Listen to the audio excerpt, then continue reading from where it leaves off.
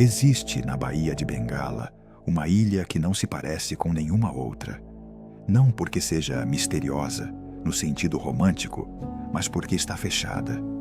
Fechada por escolha. Fechada para sobreviver.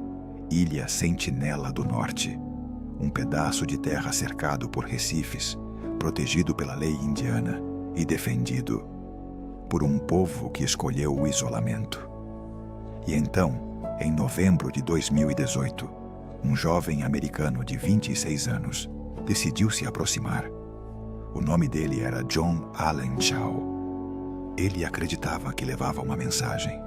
Acreditava que tinha uma missão. Pagou pescadores para contornar a proibição. Escreveu, tentou, insistiu, até que tudo parou.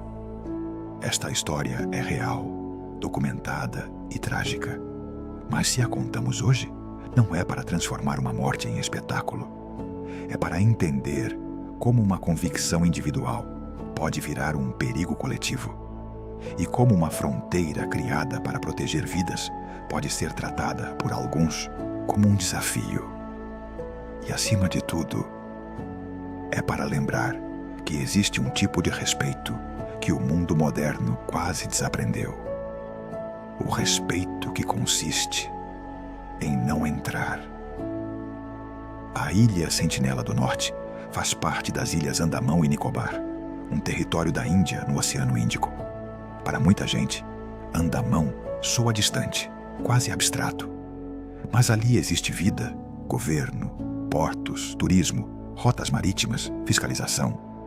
E também existem áreas de proteção extrema. North Sentinel é a mais conhecida delas. A lei indiana, na prática, cria uma zona de exclusão ao redor da ilha. Não é só a praia, é o mar ao redor. A lógica é impedir aproximação e impedir qualquer tentativa de contato. E por que tanta rigidez? Porque o maior risco não é a flecha. O maior risco é invisível, patógenos. Um resfriado, uma gripe, um vírus comum, uma bactéria, uma infecção respiratória. Para um povo isolado, sem histórico de exposição a doenças do resto do mundo, isso pode causar surtos devastadores. E não precisa existir intenção, não precisa existir maldade. Basta presença, basta respiração, basta uma gotícula, basta um objeto tocado. E isso muda completamente o dilema. Não estamos falando de aventura, estamos falando de biossegurança e de sobrevivência. Por isso, North Sentinel não é uma curiosidade, é uma responsabilidade. E aí entra a parte que torna o caso de Chau tão inquietante. Ele sabia que era proibido. Ele sabia que era perigoso. E mesmo assim decidiu tentar. Não por acidente, não por erro, por decisão. Sobre os sentineleses sabemos pouco. E isso é parte do ponto. Eles não pediram para serem estudados. Eles não pediram para serem fotografados. Eles não pediram para serem integrados ao mundo moderno. Eles pediram distância. E esse pedido não veio por carta. Veio por comportamento repetido ao longo do tempo. Quando barcos se aproximam, eles sinalizam defesa. Quando intrusões insistem, eles reagem. Isso não é mistério. Isso é mensagem. E também é histórico. O contato com o mundo externo, para comunidades isoladas, raramente é neutro. Ele costuma trazer doenças, conflito, exploração e perda de autonomia. Então, quando eles dizem não, não é capricho. É estratégia de sobrevivência. O mundo tem dificuldade em aceitar isso porque o mundo se acostumou a achar que tudo é acessível, filmável e visitável. Mas aqui existe uma verdade desconfortável. Há lugares em que o direito de existir depende do nosso autocontrole. E autocontrole é raro. Especialmente quando a história parece boa demais para ser contada. Quando falamos de povos isolados, muita gente pensa apenas em cultura e linguagem. Mas o primeiro risco é biológico. Populações humanas constroem imunidade ao longo de gerações com base no que circula ao redor delas. Se alguém vive isolado por longos períodos, o repertório de exposição pode ser muito diferente. Aí, quando o contato acontece, patógenos comuns para quem vem de fora podem se tornar novos e agressivos para quem estava isolado. A história tem exemplos demais de contatos que geraram quedas populacionais enormes. E o mais cruel é que isso, muitas vezes, acontece mesmo quando quem chegou acreditava estar ajudando. A boa intenção não impede vírus. A boa intenção não substitui vacina. A boa intenção não bloqueia a transmissão. Por isso, hoje existe um princípio ético importante. O isolamento voluntário deve ser protegido. Não é deixar alguém para trás. É reconhecer que a intervenção pode destruir o que pretende salvar. É um tipo de humildade. Aceitar que o nosso mundo não é destino obrigatório para todos. E North Sentinel é, talvez, o exemplo mais extremo dessa humildade. Lá, a regra é simples porque a consequência pode ser irreversível. John Allen Chau não era um turista. Pelo que foi reportado, ele estava profundamente envolvido com uma visão missionária evangélica. Ele não pensava, vou conhecer. Ele pensava, fui chamado. Essa diferença muda tudo. Quando alguém acredita que foi chamado para uma missão, a missão deixa de ser um projeto e vira identidade. E quando identidade está em jogo, recuar não parece prudência, parece fracasso moral. A pessoa começa a reinterpretar sinais. Proibição vira obstáculo, perigo vira teste, recusa vira ainda não. E nesse ponto, nasce o pensamento de túnel. O mundo vira roteiro. Se ficou difícil, é porque tem significado. Se há oposição, é porque vale a pena. Só que isso tem um custo. O outro lado deixa de ser sujeito, vira cenário, vira campo, vira alvo. E é aí que uma convicção pessoal começa a colidir com direitos humanos básicos, com sentimento e autodeterminação.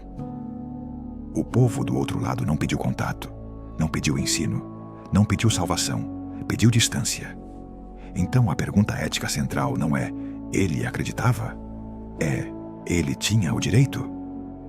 E ainda mais, ele tinha o direito de insistir quando o não já era claro? Num caso como esse, insistir não é perseverança, insistir é invasão. Existe um motivo pelo qual esse tipo de caso é possível.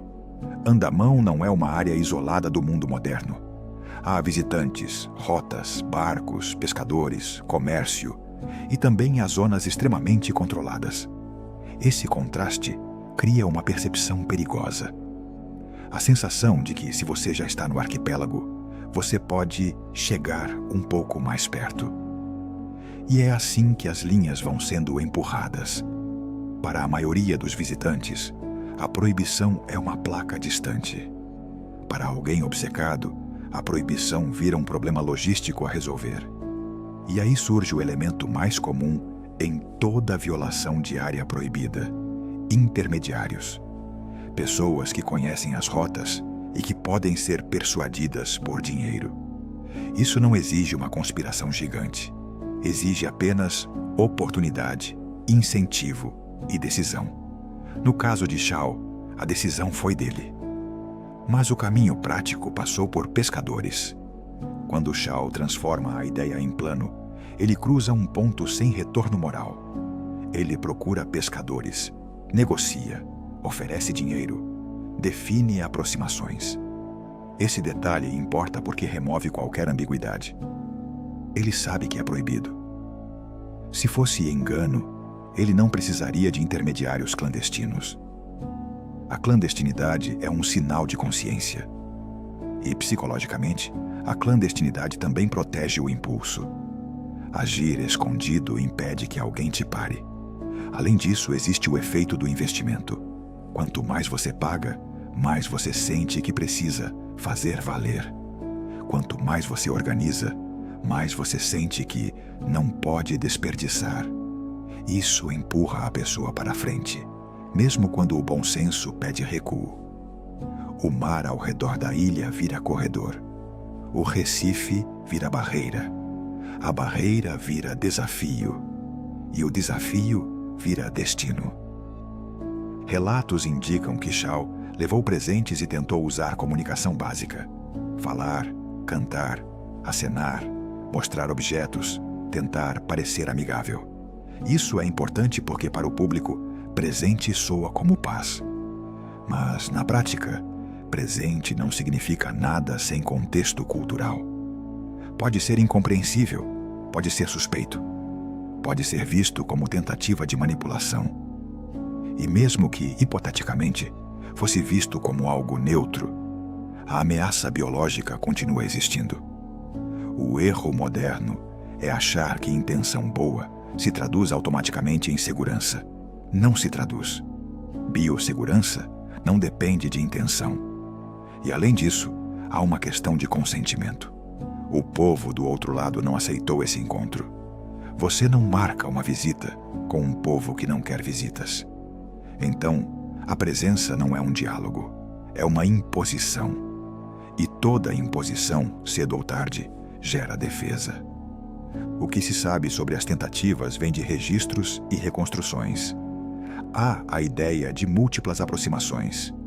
Ele se aproxima, tenta desembarcar, tenta ser visto, tenta apresentar sua intenção.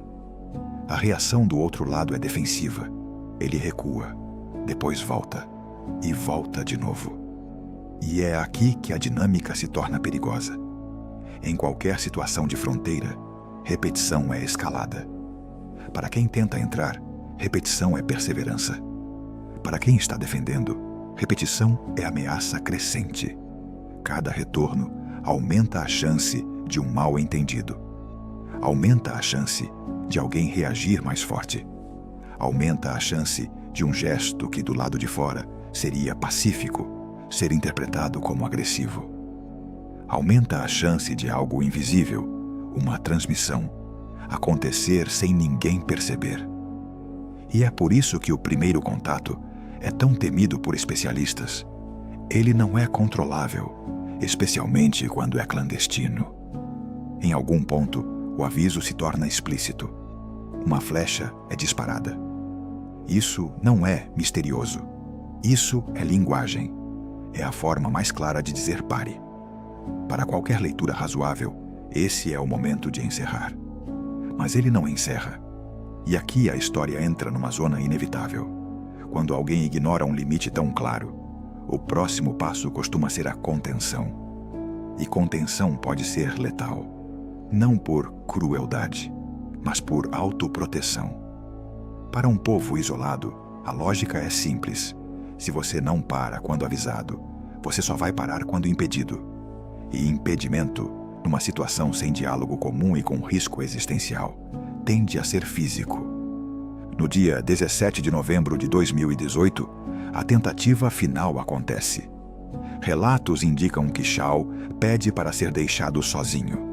Isso é significativo. Sozinho, ele remove a última camada de proteção que tinha. A possibilidade de retirada rápida. É quase como se ele tivesse decidido que não voltaria sem cumprir a missão. A imagem é simples e terrível. Um homem diante de uma praia, diante de uma floresta, diante de uma comunidade que não quer contato.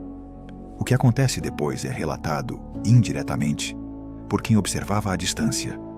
Aproximação, reação, flechas, queda, corpo arrastado. Há menção de enterro na praia em alguns relatos, mas detalhes são, por natureza, difíceis de verificar sem violar a política de não contato. E é justamente essa política que cria uma sensação estranha.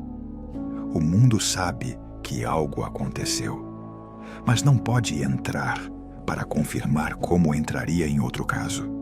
E isso é correto, do ponto de vista da proteção.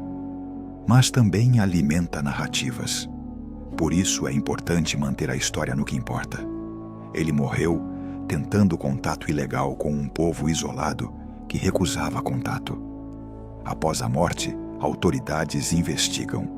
Pessoas que ajudaram na aproximação são detidas. Há pressão pública, há repercussão internacional. E há uma preocupação central: não transformar isso num convite para outros. Porque quando uma história dessas circula, ela pode atrair dois tipos de gente: os que querem repetir por ideologia e os que querem repetir por fama.